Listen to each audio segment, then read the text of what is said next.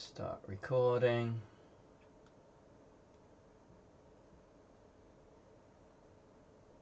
Cool. Right, let's dive straight in. Okay, so where we left off. Hopefully everyone got to the point where they've managed to install Unity, and we just created ourselves a blank scene. We can't see the stream. You can't see the screen. Ah. Yeah, that would help. Let me...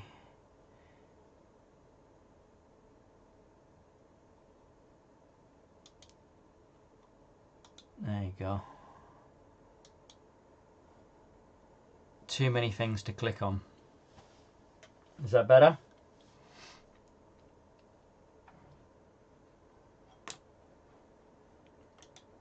Yes. Cool. Right. Let's start again. Right. So hopefully you have installed Unity and you've got to the point where you can open Unity up, and we left off last time by creating a blank main scene. What we did is we clicked on assets and we created ourselves a game folder. So create folder, game folder, and inside that game folder we've created a materials folder and a scenes folder. And then inside the scenes folder we did we right clicked, did create scene, and we created this main scene here. And if you double click on the main scene, you should be up to where I am now. Now I'm going to go through some basics of game objects, and we're going to play around a little bit with the 2D physics. And the 2D physics engine in Unity is a very capable physics engine. And there is actually a 3D physics engine, of course, which works quite similarly. And so if you learn the 2D physics engine, it won't be a very hard stretch to get to grips with the 3D physics engine. So let's create a, let's see, what should we do? We'll create a 2D object sprite, and let's create a square.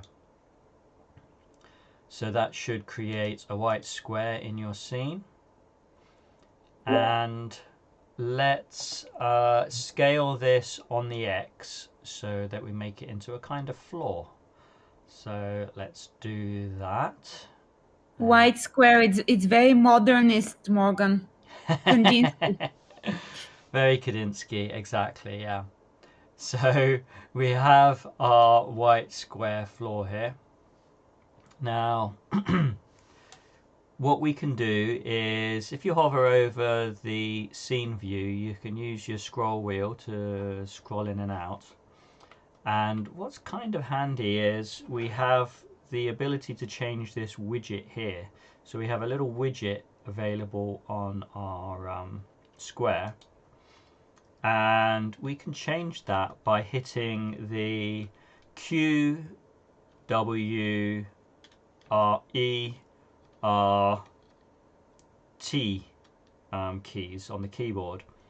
Generally, W is the handiest little gizmo because it kind of allows us to move around, move our game object around on the this axis here, or this axis here. This is the green y-axis. So as you can see, as I'm lifting this up and down, you can see our y value is changing here, and we can do it here as well.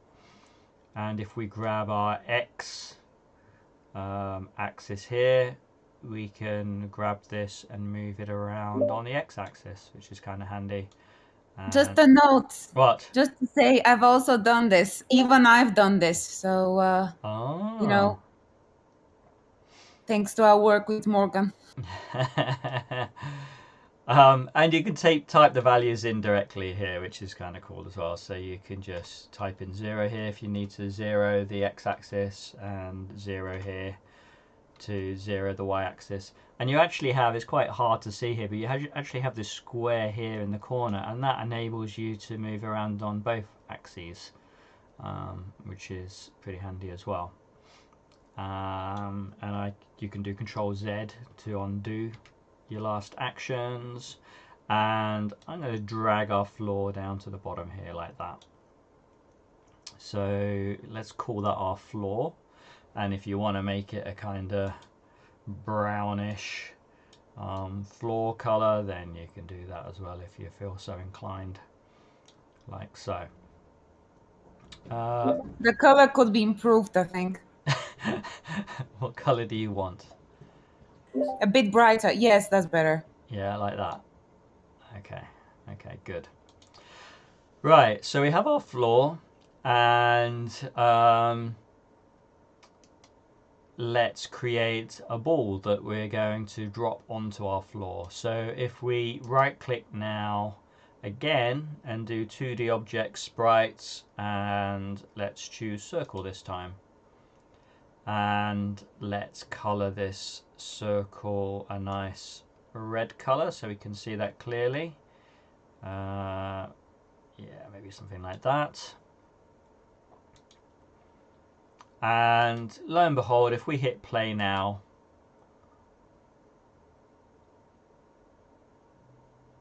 absolutely nothing happens, right?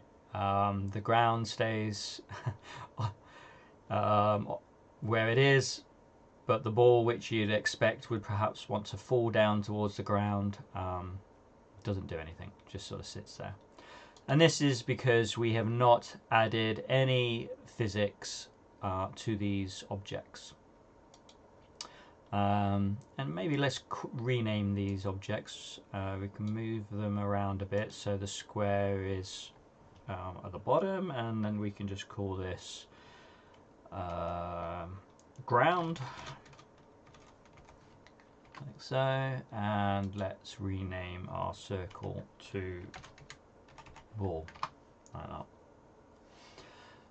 Okay, so how do we add some physics in here?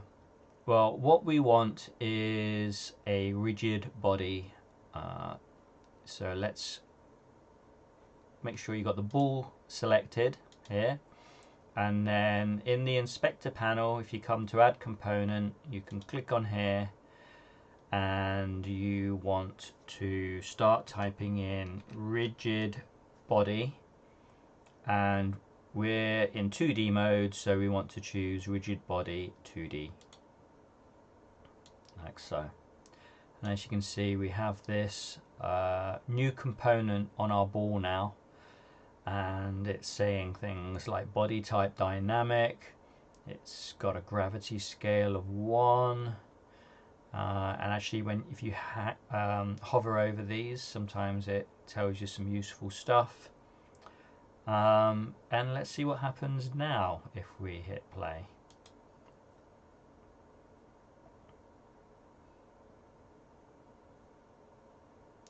So we start to get towards something that's looking a little bit more gamery or physicsy, in that our ball does now actually fall towards our floor, but unfortunately it falls right through the floor.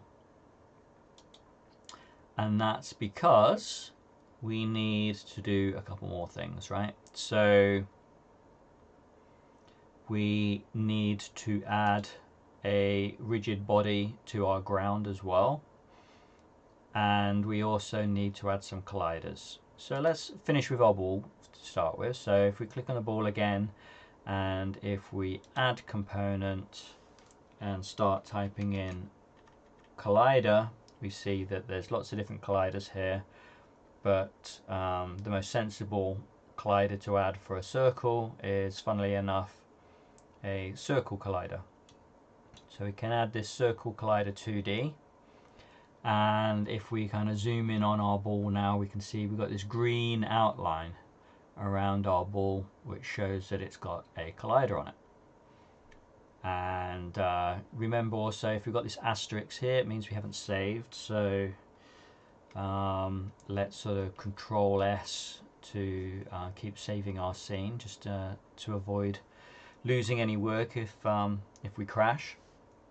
And now if you hit play, well, disappointingly, the ball is still gonna fall through the floor. So we now need to add a collider to our ground. So let's do that. So if we do add component, and our ground is more boxy, so we want our box collider 2D. And if we zoom in here, we see that we have a green outline around our ground now.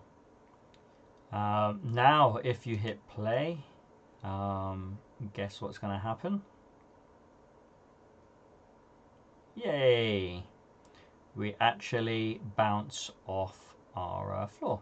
So we have a collider, and these colliders are interacting with each other. So we've got a collider on the floor, collider on the ball, and it's stopping the ball from going through the floor.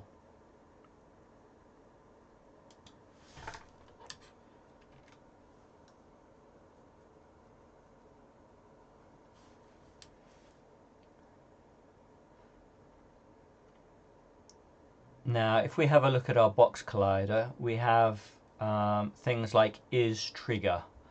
Some of these things don't tend to get used very often, but this is trigger is actually quite a useful one because it stops this collider from being a collider that would stop the ball going through it, but it would actually detect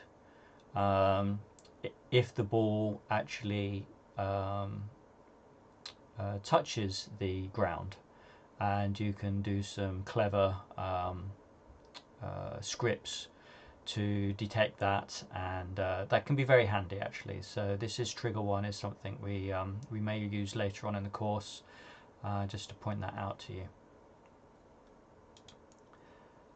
Okay, so we have this ball, and it's not really, I mean, it's sort of falling down to the ground, but it just kind of thumps there and doesn't bounce or do anything interesting.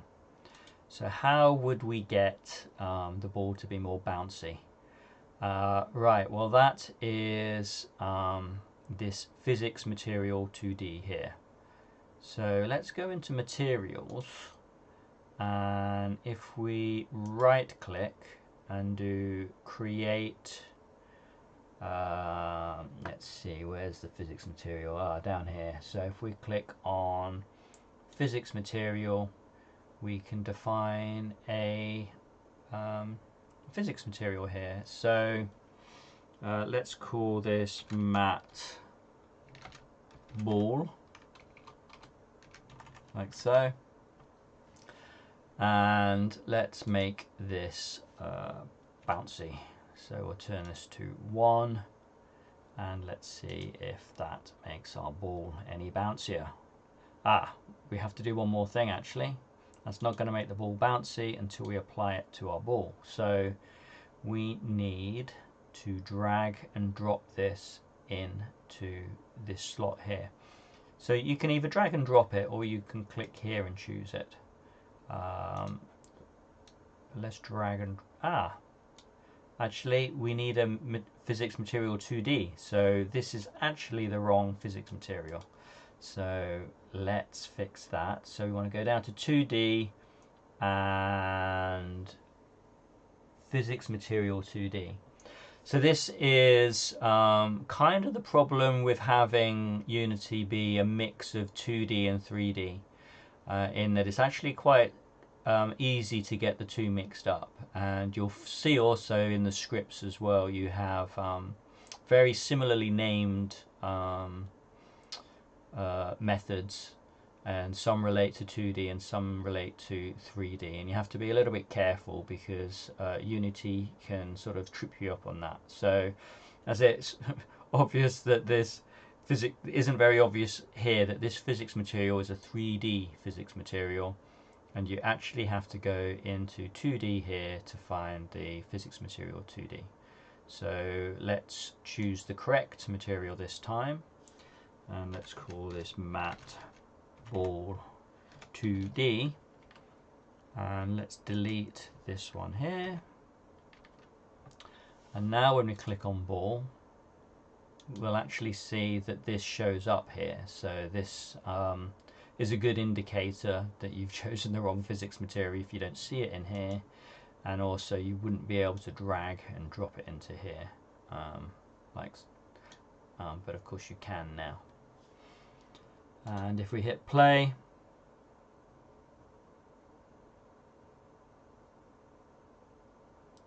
that hasn't really worked, has it? So you would expect that that would be enough to get our ball bouncing off our floor, and that's because we didn't increase the bounciness. So let's increase our bounciness like so and try again.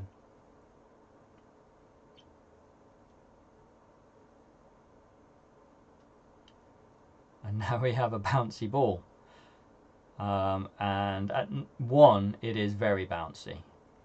Now the beauty of Unity is you can kind of play around with these things in real time. Sometimes they work and sometimes they don't, because sometimes they apply at the start and are not changeable as you go along, and sometimes they do. Unfortunately, bounciness seems to be one of these ones that you can't change on the fly, which is a bit unfortunate. Although it was seem to be making a bit of an effect there, but let's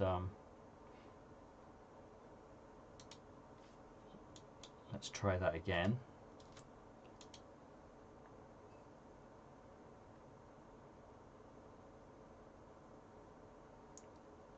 Yes, it definitely looks like it's not one that you can change on the fly, which is a bit unfortunate. But yeah, at least you have a little bit of a bouncy ball going on there.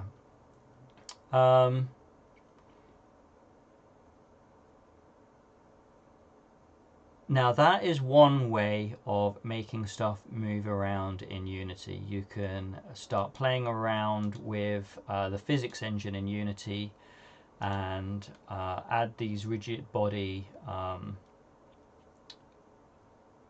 components to these items, and you start to see interesting physics interactions happening. And to show this that this is something you can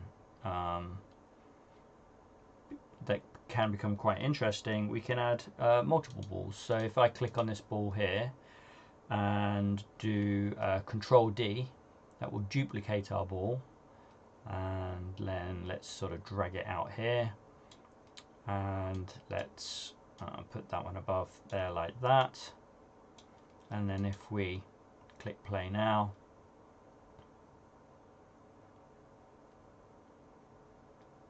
and you can see that the balls will interact with each other and even roll along this floor, and yeah, lots of exciting stuff like that. But say for instance you don't want to produce a physics-based game, you want sort of more control over the movement of objects in your scene, because physics is great, but it can be a little bit on the random side. And so if you're more aiming for a game like Pac-Man, or something a little bit simpler like that, where there's no... Yo, Pac-Man, yes. Then we can approach things in a slightly different way, right? So let's see what that would look like. So if I delete our 2 balls, well actually what we'll do is just delete one of them, and let's remove our rigid body and our circle collider. So we're back to the state where our ball doesn't move. then how would you make this move without adding special components, special physics components? Well, this is where you would start to get into scripting. So you would want to add some code to this ball to get it to move how you want it to move.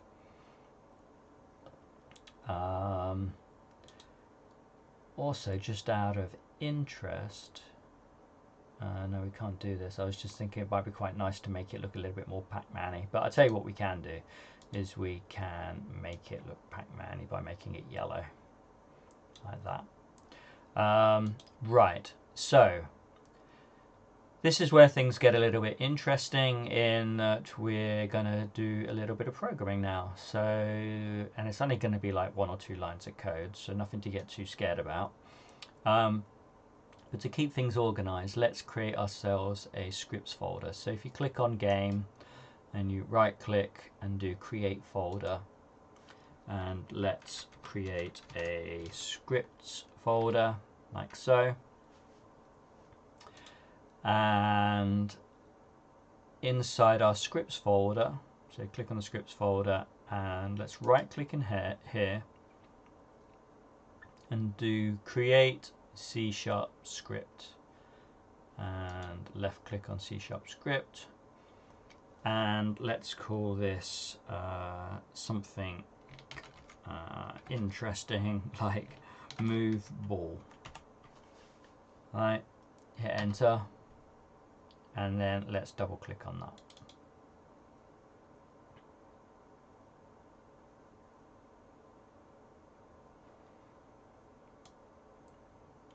Okay, so this will open up the move ball script in a text editor. And what all game objects will look like, this. They will default to having a start method in them and an update method in them. And simply, if we put some code in here in the start method, this will run once. When you kind of start the game, all the game objects run their start methods when the game starts. And this update method is an interesting one in that it's called every frame. So this is called over and over and over again. Many times per second. So let's prove that. So what we can do is in our start method, we can do something simple like debug.log,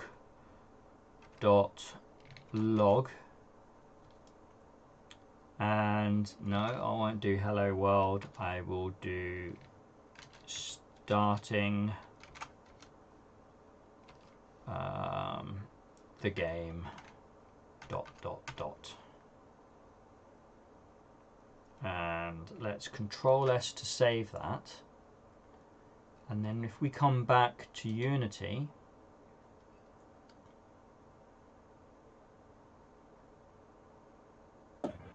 is it on purpose that it looks like the Ukrainian flag? Yeah, I did that on purpose. That's exactly what I was aiming for. Political statement and all that. Okay. Now we have this move ball script, but we need to attach it to our ball. At the moment, it's just sitting in our folder and it's not doing anything in here. That's probably not that obvious, really. I mean, you'd think that maybe scripts in here would do something, but they actually have to be put in the scene somehow to actually run. And so what we can do is we can click on our ball and we can drag and drop our script down here like that. Or, let me just remove that, we can add component and start typing in move ball, and we'll see our script there.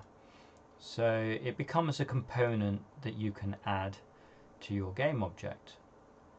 And so you can imagine that actually we can add this. It's probably not very handy to call this move ball, because you may want multiple items, multiple different, you might want squares to be able to move and stuff. So you might want to just call it, I don't know, move shape or something, so that it makes it more generic.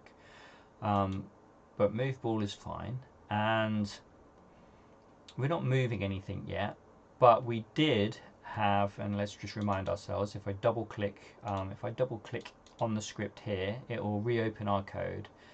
And what we did is we just did a debug.log starting the game.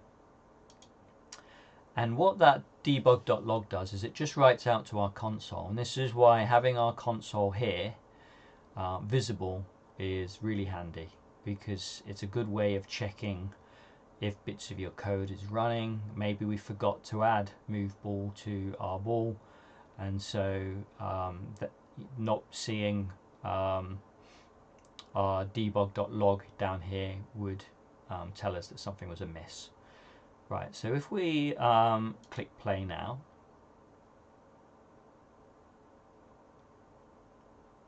there you go, see, we have our code running here. So starting the game. So, and if we actually removed this component and cleared our console and hit play,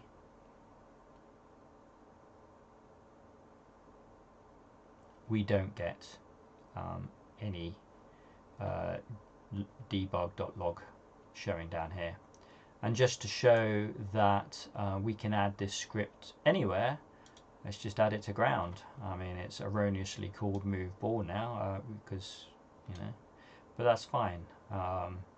If we hit play now,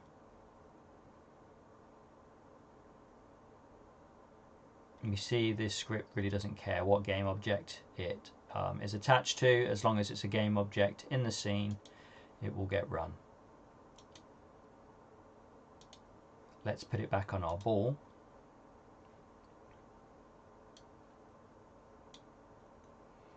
And now let's have a look at our update method.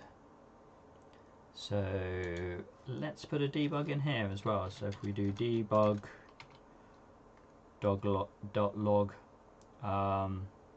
updating the game, let's see what happens here. Debug, save that.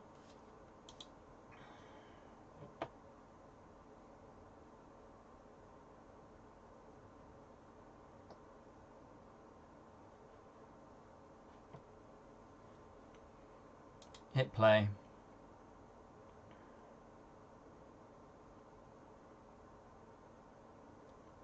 And as you can see, we're kind of scrolling off the bottom here, and we can see that this number's going up. And this means that our update method is getting called over and over again. So there's a nice way of seeing very obviously that that is something that's happening. We've already gone way over 1,000 messages in this console.log. Console log. So yeah, that's how update works. Okay, well, we don't want to just log out some information to our log. We actually want to do something, right? We actually want to move our ball around. Now, as you probably remember, we have this transform object on our ball, transform component. And we can actually get at that transform component very easily inside our script, and we can change these values. You can see that these are under the position, they're named position. So, you know, you can imagine maybe in the script it would be transform position X if we wanted to change X. And if we changed it every frame to sort of take away from X, it would kind of look like this, yeah? It should move if we're taking away, and if we're adding to x, shouldn't it move to the right? Well, let's see if that's the case, right? Yeah, so let's do that. So if we come into our update method here and transform dot position dot x. Now, there's two ways you can do this. If you're used to programming, then kind of the way that you would probably understand it best is transform.position.x equals transform.position.x plus a number, yeah? So if you think back to sort of high school, you know, that's sort of x equals x plus 1. But unfortunately you can't quite do that, right? Because we need to change the whole of position in one go. And so what we actually have to do is we actually have to do transform position dot position is equal to transform dot position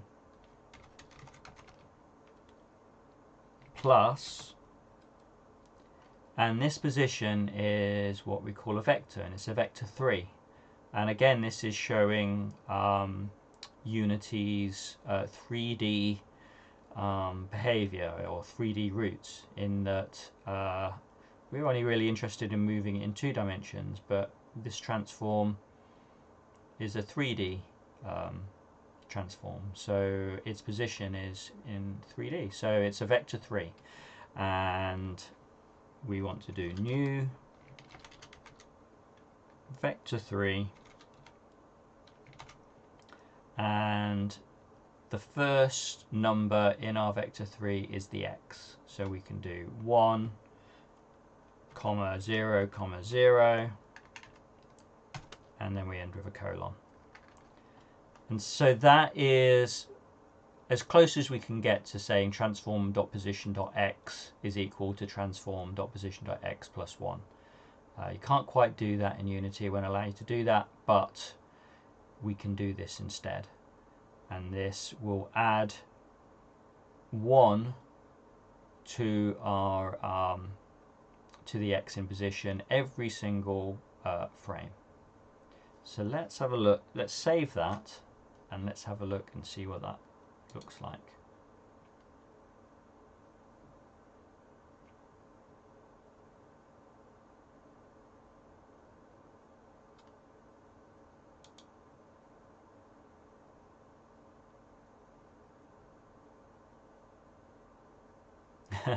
Now, as you probably saw, the ball just shot off. So what we can actually do is, first of all, it might be nice to move the ball over here so you can see it moving a little bit clearer. And then let's just add less each frame, right? So we're adding 1, right? 1 unit. And we're doing that, you know, sort of many frames per second, right? So no wonder it's going off the screen very quickly. So let's do a fraction, and we can do a fraction by doing 0.1 f. The f stands for float, and so that is a fraction there, 1/10, and let's see what that looks like.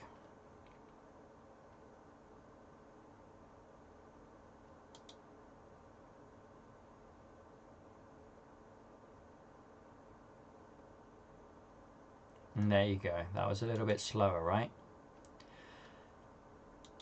Now, as I mentioned earlier, some things, you know, it's quite nice to sort of be able to change things while Unity's running. And certainly for tweaking speeds and things, that's actually like a really handy thing to be able to change and not having to, like I can go back in here and I can try and make it a little bit slower by putting 0.01 in, and I mean this could just take me a long time to find the speed that I actually want, right? But instead what we can do is we can come up the top here and we can say something like public float speed equal to, and let's make it 0 to start with, right? So we actually have 0 speed to start with, and we can use this down here in place of our hard-coded number. So in programming terms, this speed is now a variable, and it's a public variable, which means that we can kind of see it outside. It kind of exposes it to the world in a way, and it means that we can change it on the fly. So let's save this.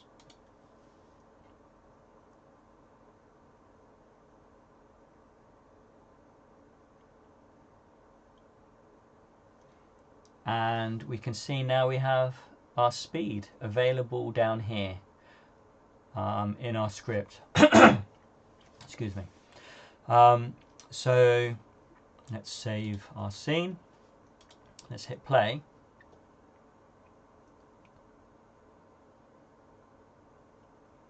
And of course we're adding this 0 every frame, and our ball isn't moving, of course. But let's put in 0.001 and hit enter, and as you can see our ball is moving very slowly now. Yeah, and so we can actually tweak this and we can make it negative, which means our ball will go off to the left, and positive it will go off to the right, negative it will go off to the left. So endless amounts of fun.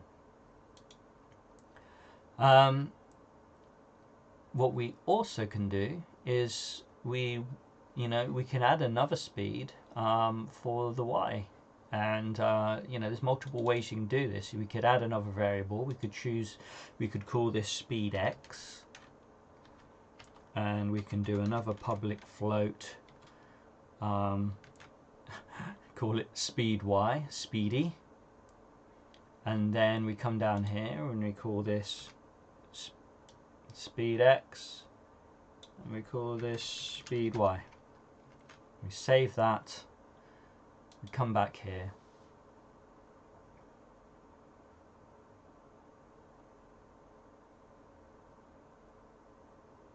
and now we have 2 variables that we can play around with. And if we hit play,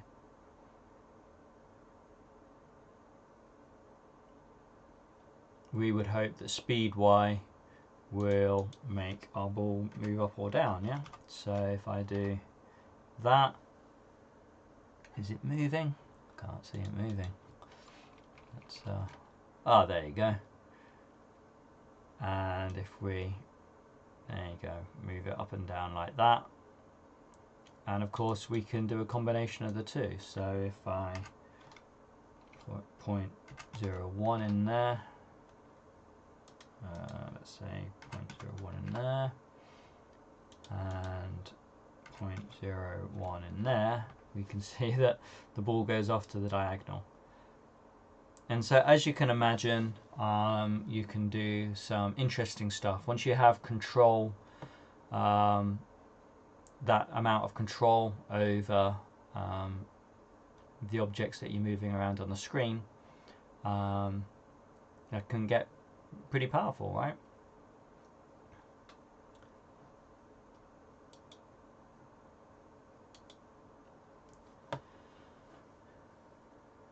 Now, let's say that we want to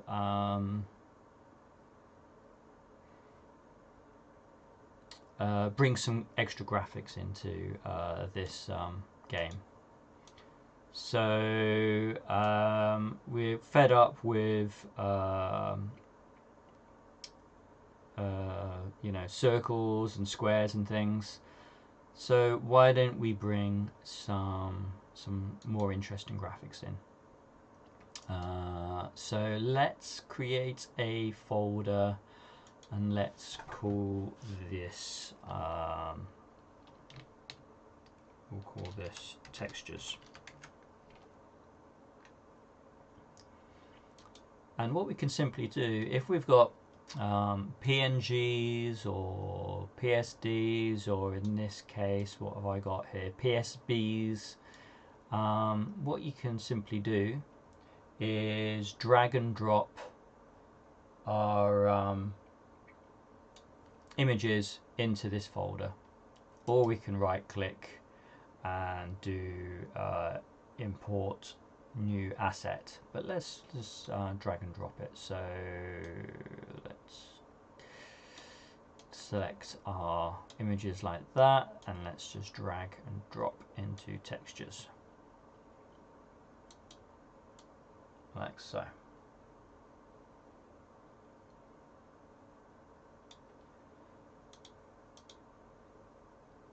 And these PSBs are essentially very similar to PSDs. They're Photoshop files that have different layers on them, and we'll get that into that a bit more detail in a later session. But just to, you know, make things a little nicer, let's bring these characters in now and show you how easy it is to start moving some characters around. Yeah, so we've brought these characters in, and we can just simply drag and drop them into our scene like so. Really nice and simple. And now we have a cool little character. Get him standing on the ground like that. And also, funnily enough, we can use our script on this to move him around. Very basically, of course, you know, we're not doing anything too advanced yet, but just to take things slowly so that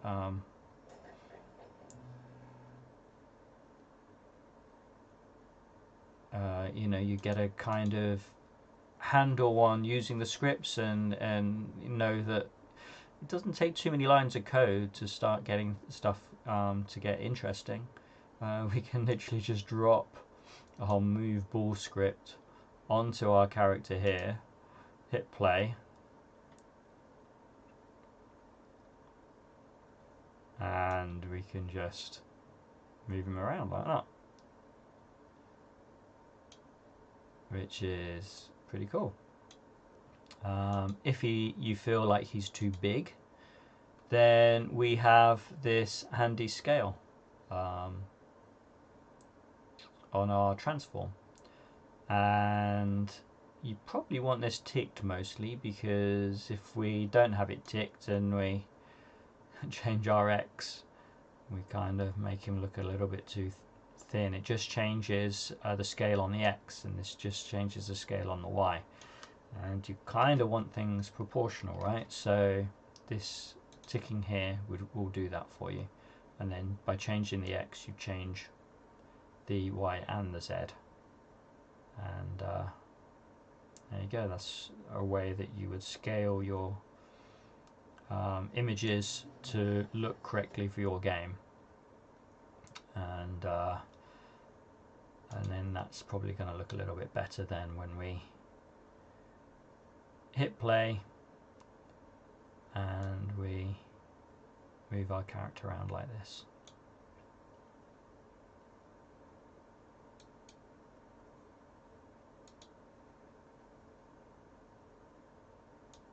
We have multiple characters here. These are the characters that we're going to be using in our game. So we've got 4 different characters. So let me just show these off now.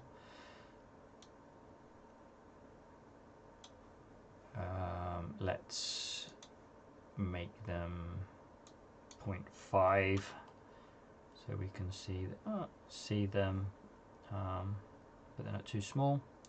So character 2, 0.5. And these are all Very cool characters that Simone has put together for us for this course. Character 3.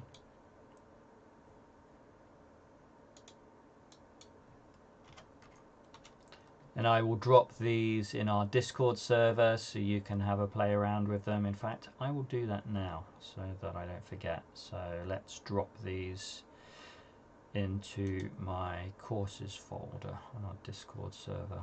Let's do that now.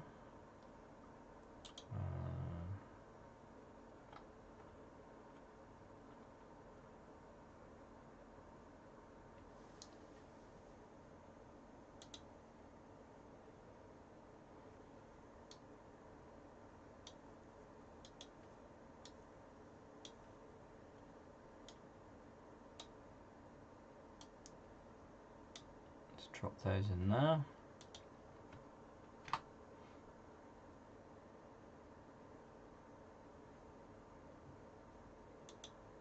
And now you have some characters that you can play around with and bring into your Unity game.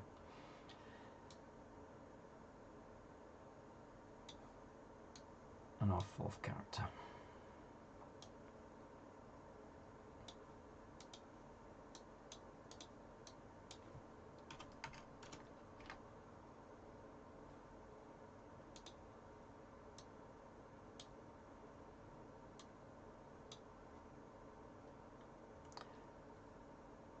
And just to show that we can move them all around, right, with just one script. So once you get a script that you like how it works, you can use this script over and over again, right? So we've got that script on character 1, character 2, 3, 4. Let's hit play.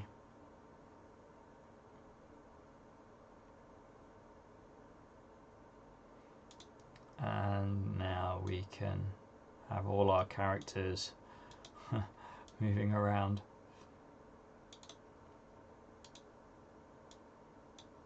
Like so.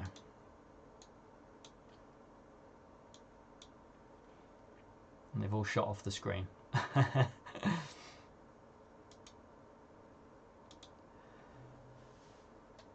Right, so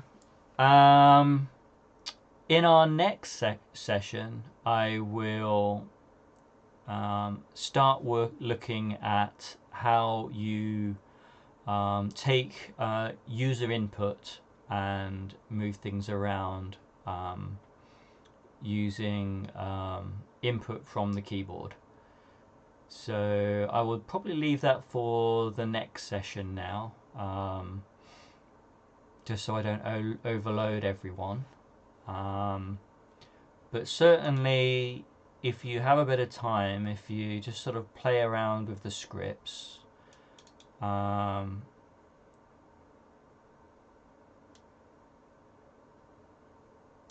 thing I will just show you quickly now, because this actually will probably be quite handy if I get ahead of this, is that actually instead of having to have 2 different floats here, we can of course just have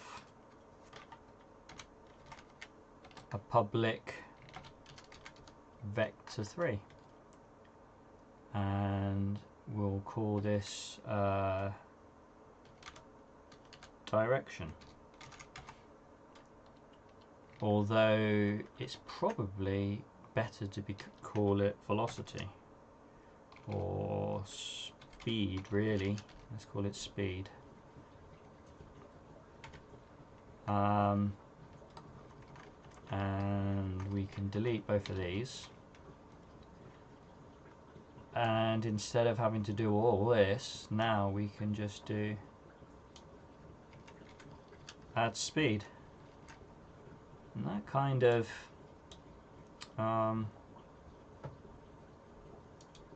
is in a lot of ways a lot cleaner, a lot easier. So let's see how this changes what this script looks like on these characters. So now we have an X, a Y, and a Z like this, and if I hit play,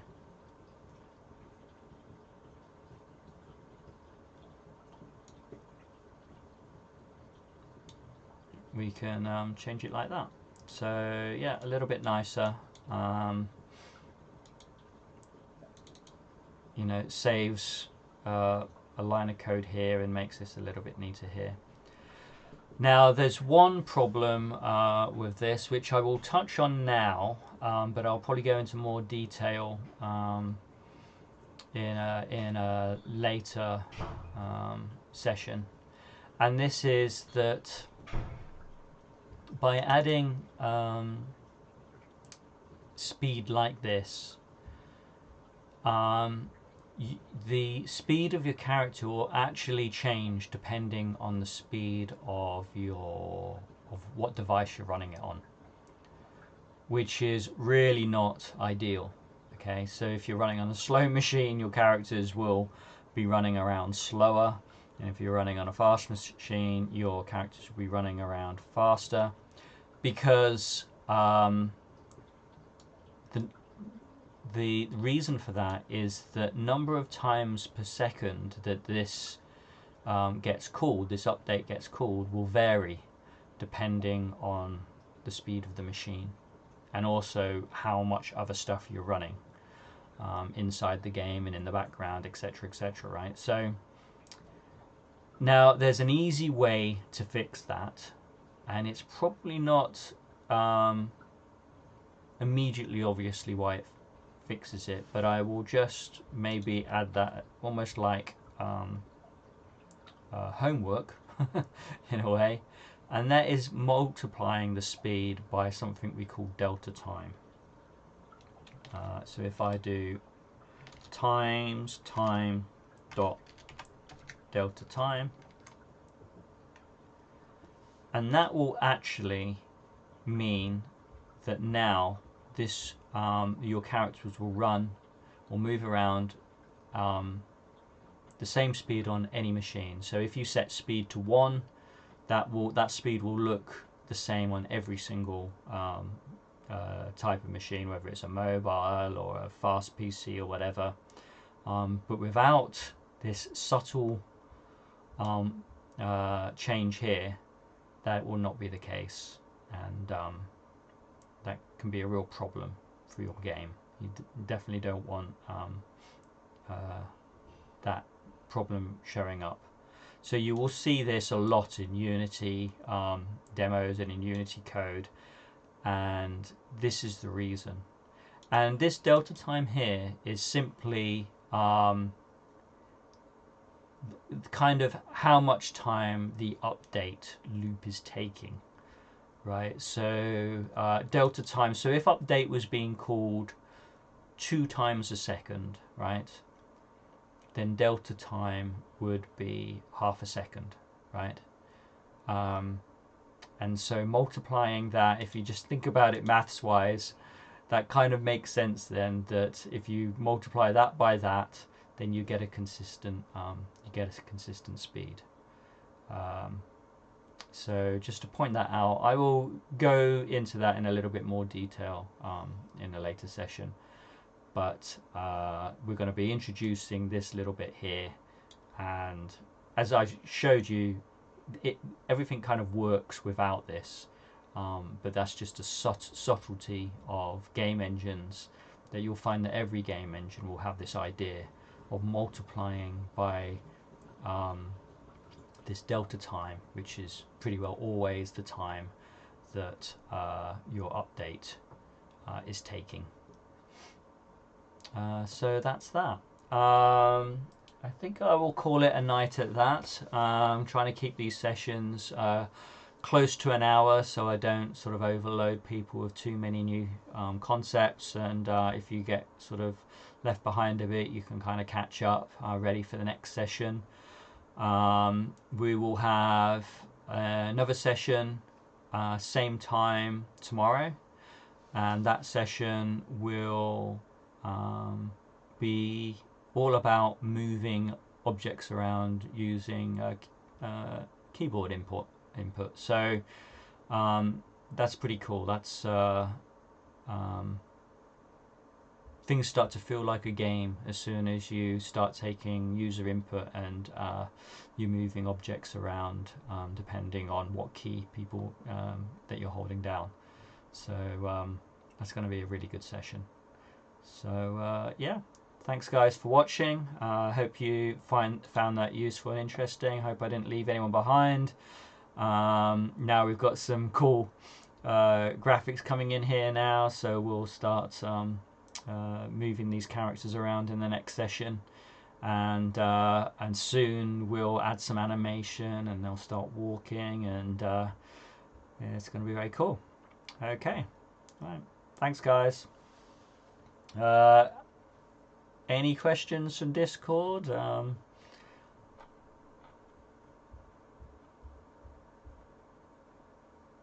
I've got a question. Go on then. On a scale 1 to 10, how cool are these characters? They are pretty cool, huh? I love them. Yeah. For the question, are you going to be providing these resources in advance? Yes, I of will the do. meeting? Yeah, I will do in future. Yes, I forgot. So I've dropped them in here, and so they're ready for the next session. I didn't do much with them other than move them around a little tiny bit. So hopefully people can get them into their Unity project ready for animation, and for the next session. It'll be cool.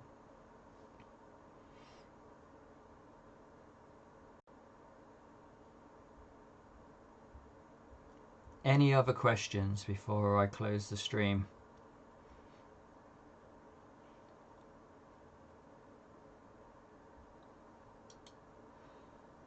Nice. Okay, well, thanks guys. Yeah, see you in the next one.